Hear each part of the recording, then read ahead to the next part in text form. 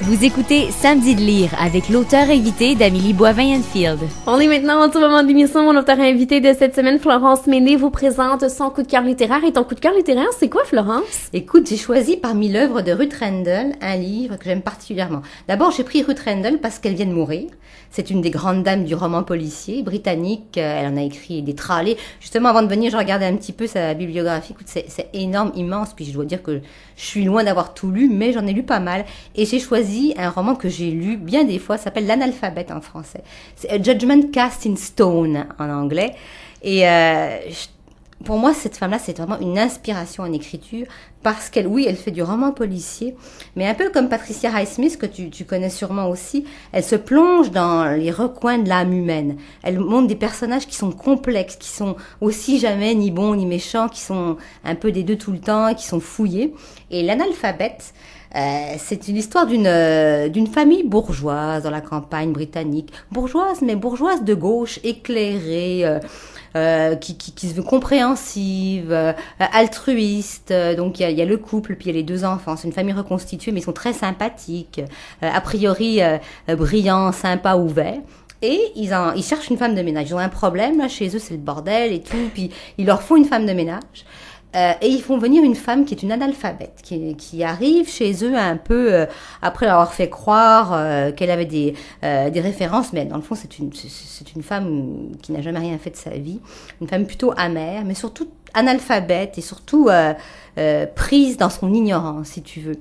Et au fur et à mesure qu'elle va être en contact avec cette famille-là, la haine va grandir en elle parce qu'elle a l'impression que ces gens-là la méprisent, alors qu'eux ne veulent que en surface, semble ne vouloir que l'aider, que lui ouvrir.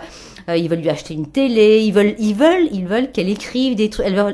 La femme de la maison laisse des petits mots pour la femme de ménage. Et elle, la femme de ménage, le voit comme une insulte. Eux ne savent pas qu'elle est analphabète. Et donc il y a une incompréhension qui ne fait que croître entre eux au fil du récit. C'est vraiment passionnant de voir comment ces gens-là, avec des bonnes intentions, finalement, pavent la voie vers leur mort. Parce qu'elle va finir par les tuer, avec l'aide d'une autre femme un peu dans son genre, une commère de village. Et donc ça aboutit à un drame incroyable, alors qu'au départ, les intentions étaient bonnes. Au départ, il ne voulait que tendre la main à quelqu'un de simple, et ça finit dans le sang, et c'est tissé sur le plan psychologique. Là, c'est vraiment un joyau, puis il y a toute cette campagne anglaise derrière tout ça, donc c'est vraiment une histoire incroyable. Et tout ce que fait Ruth Rendell est un peu dans la même veine, hein. C'est des histoires comme ça de personnages ordinaires, qui ont un destin extraordinaire et qui dérivent, dont la vie dérive lentement, qui ont une vie souterraine qui les amène vers le côté sombre des choses. Alors, est-ce que c'est un bon moyen, cet ouvrage-là, pour commencer à lire les ouvrages de cet auteur-là? Oui, parce que d'abord, c'est un tout petit, je sais pas, peut-être 200 et quelques pages. C'est très bien écrit. Mais c'est une écriture, Ruth Rendell, là, c'est très dépouillé. Moi, j'avoue, je l'envie parce que je trouve que mon style est un peu plus lourd, là. Mais elle, là, c'est vraiment, c'est limpide, c'est élémentaire. Et oui, c'est un bon ouvrage, tout à fait. Mais ils le sont tous, hein, en fait. Je cherche les noms des titres parce que comme je les lis en anglais, en français, je les connais pas toujours les équivalences, là. Mais cette auteure-là, elle est vraiment, vraiment très bonne pour ça. Puis c'est pour quelqu'un qui est pas habitué au roman policier puis qui aime pas trop les histoires de détectives, c'est pas ça. Donc c'est une bonne, quelqu'un qui aime le roman psychologique, les intrigues à caractère psychologique. Je sais pas si tu connais Patricia MacDonald, qui est aussi une de mes auteurs que j'aime beaucoup.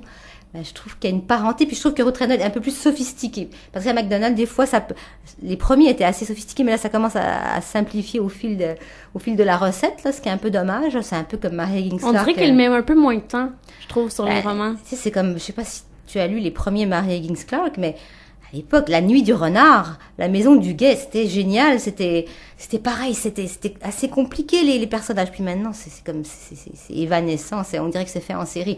Donc Ruth Rendell, pour moi, elle a gardé jusqu'au bout.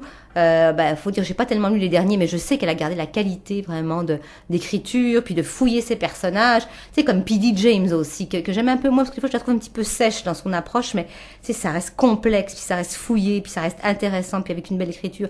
Donc oui, je la recommanderais. Mais Patricia McDonald, moi j'aime encore beaucoup ce qu'elle fait malgré tout. Je sais que pour moi c'est un peu comme du bouillon de soupe pour l'âme. J'aime bien peut-être partir dans une bonne histoire, même si elle n'est pas si compliquée que ça. Là. Tu te laisses emporter, puis ça fait du bien, franchement. Là. Et Ruth Rendell, tu l'as découvert quand? Parce que ça fait longtemps? Oui. Moi, ma mère avec qui j'ai pas une super relation, là, mais c'était une grande lectrice de policiers, puis on écoutait des pièces de Hitchcock, sur les histoires de Hitchcock et tout.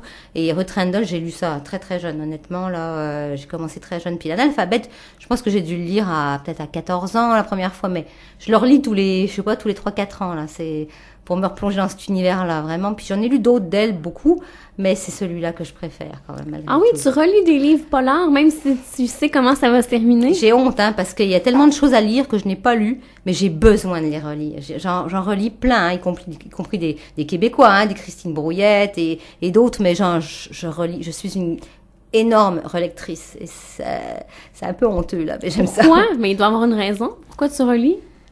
Je vais retrouver la trame de l'histoire. Je pense que je cherche à m'imprégner de comment l'histoire est construite, parce que je trouve que c'est difficile de construire une histoire cohérente, à l'armature vraiment impeccable. Je crois que c'est ce que je recherche. Tu sais, comme on essaie de comprendre une pyramide. C'est comme un architecte qui essaie de comprendre une structure à partir d'un bâtiment. Ben, c'est ça que je fais, je crois, avec ça, en fait, en relisant. Et je relis beaucoup d'Agatha Christie aussi. Récemment, j'ai vu que Norbert Spener donnait son top. C'est lui ou c'est Foglia, je sais plus. En tout cas, l'un des deux. Et les 10 petits nègres étaient dans son premier ou son deuxième. Ben, moi aussi. De comprendre comment on t'amène tranquillement vers le dénouement. C'est pour ça que je relis, parce que je veux comprendre comment c'est construit, puis j'ai encore pas réussi à comprendre parfaitement. Moi, j'ai ma façon de construire, mais elle est loin d'être top, là, elle est loin d'être comme les grands. Là. Alors, je vais continuer à relire, mais il faut que j'en lis des nouveaux aussi. Mais souvent, je suis déçue quand j'en lis des nouveaux. Ah oui? Oui, il y a beaucoup de livres que je lis.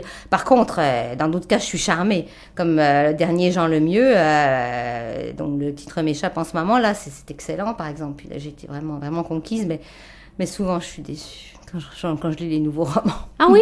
Oui, hélas. Alors, c'est pour ça que je retombe sur mes vieilles amours, comment dire. Si tu me permets, on va s'arrêter. On se reparle dans les prochains instants. Je vais te présenter des ouvrages que j'ai lus cette semaine. Super, j'ai hâte.